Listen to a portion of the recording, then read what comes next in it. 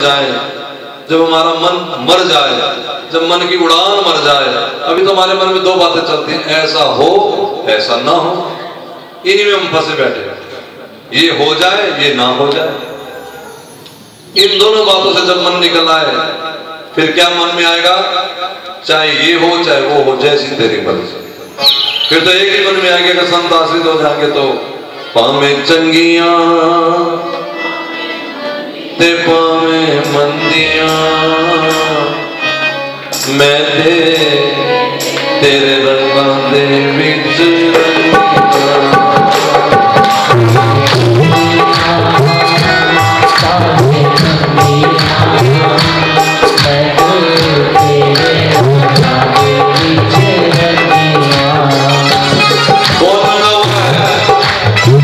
जो कहेगा मैं रंगा हूं उसकी निशानी भी है क्या,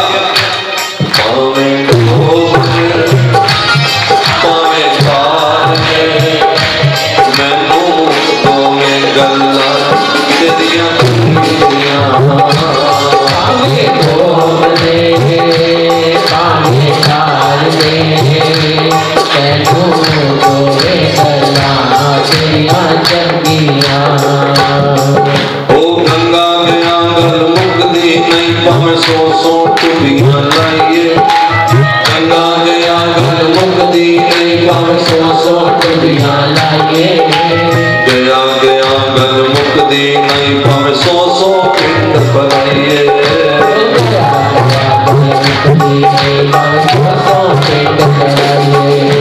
पुलिया में गले हो तो मुकड़ी, पुलिया में गले हो तो मुकड़ी, मनों में गवाइए पावे चंदिया,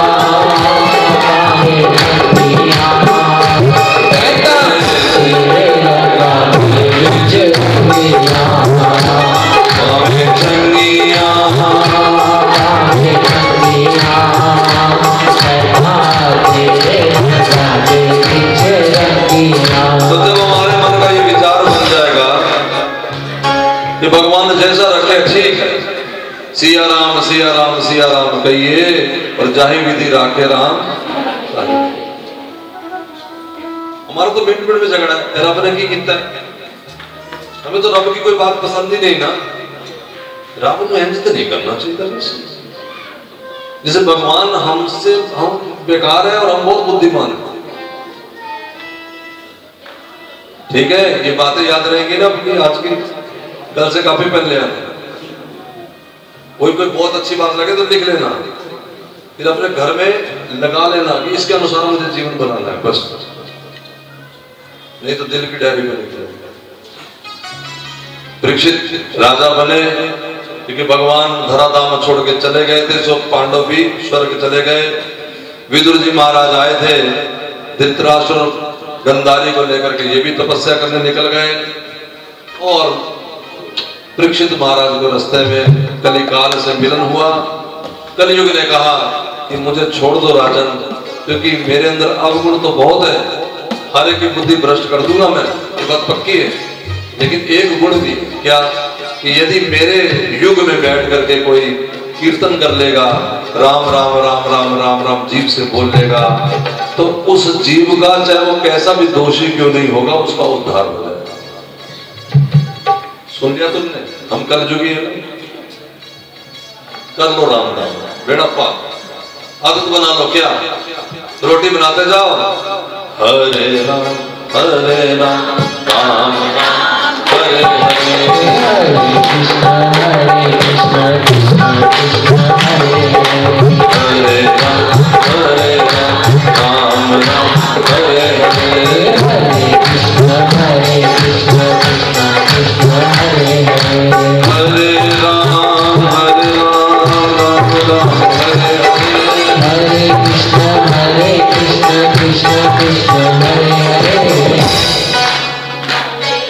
साइकिल चलाते, स्कूटर चलाते, कार चलाते, कहीं भी काम जीभ से नहीं करना, सब हाथ के काम।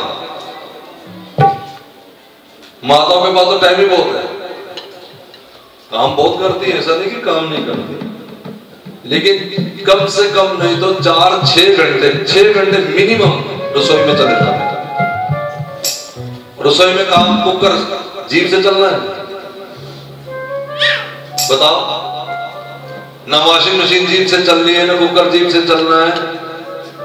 और सीरियल वो तो टेलीविजन वाले ने चलाने हैं। अब अपने आप में माला रखो, हरे राम राम राम हरे, चल रहा दिख रहा है। देखने के कोई फेवर में नहीं मैं, लेकिन देख भी लो तो कोई दोष नहीं,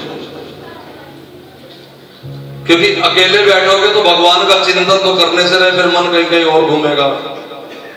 तो उससे अच्छा है भगवान का चिंतन कर, भगवान की याद कर। परीक्षित कलयुग को छोड़ दिया, एक राज मुकुट पहना, क्योंकि कलयुग ने रहने के लिए सोना मांगा था, पवित्र स्थान। वो राज मुकुट सिर पे रखा और कलिकाल सिर पे आके बैठ। जिसके सिर पे कलिकाल बैठे उसकी क्या पहचान है? संत को अच्छे नहीं लगते। शराबियों से दोस्ती कर लेंगे, उनके आओ साहब जी, शराबी को साहब जी। और जो बेचारा माला, चलो पखंडी सही, थोड़ा बहुत तो वजन करता होगा, ए पखंडी ने जी, शराबी महाराज जी, साहब जी। और जो बेचारा माला जपता हो, वो नाटक वाला, क्या विचित्र सोच है। अरे कम से कम नहीं तो शराबी जुआरी से तो अच्छा होगा। चलो इतना भी ना सही, सभ्य समाज का तो होगा, जैसे आम लोग होते ऐसा तो होगा। लेकिन उनको देख करके तो पूरे बेअंगार कहां से आ गए। और शराबियों को गले स्पेशल 1.25 लाख रुपए की शराब मंगाई, क्यों? क्योंकि बेटे की शादी है, उन्होंने आना है। किन्होंने? शराबियों ने। और पंडित जी के लिए धोती लेने गए तो क्या कहा कपड़े वाले को? एक धोती दे दे यार, पंडित ने देनी है।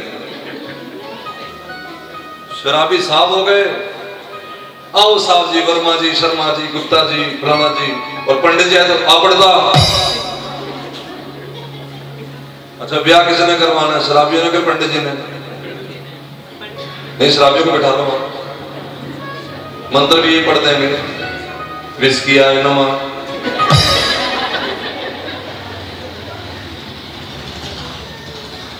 नहीं, और पंडित जी को तो ऐसा धमका रखा, क्योंकि चारों तरफ खड़ी है कौन?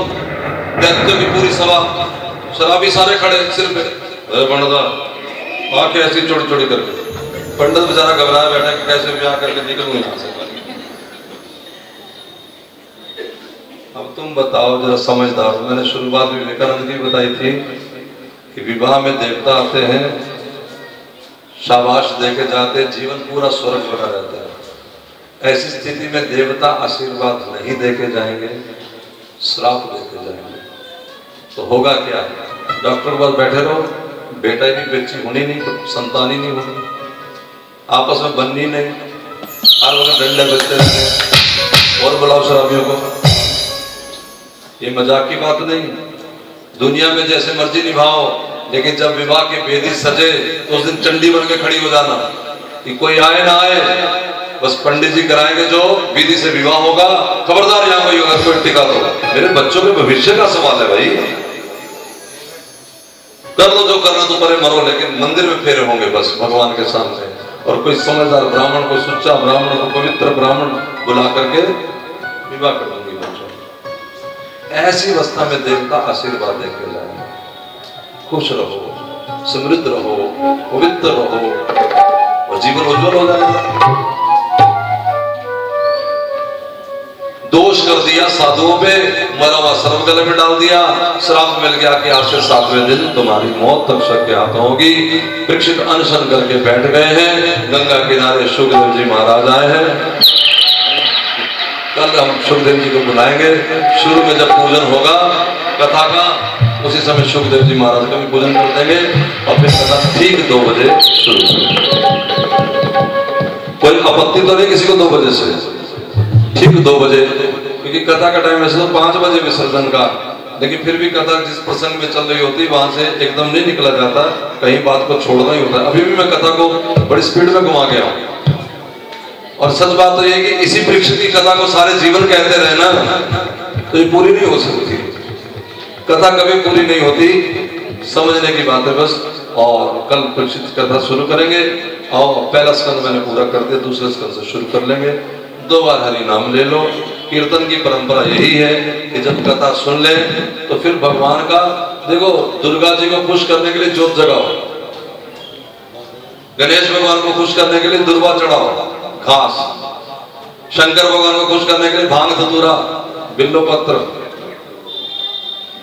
नारायण भगवान को खुश करने के लिए विष्णु भगवान को तुलसी दल, और कृष्ण भगवान को खुश करने के लिए ठाकुर जी खुश करने के लिए रास रचाओ, थोड़ा नाच के दिखाओ, गुनगुनो।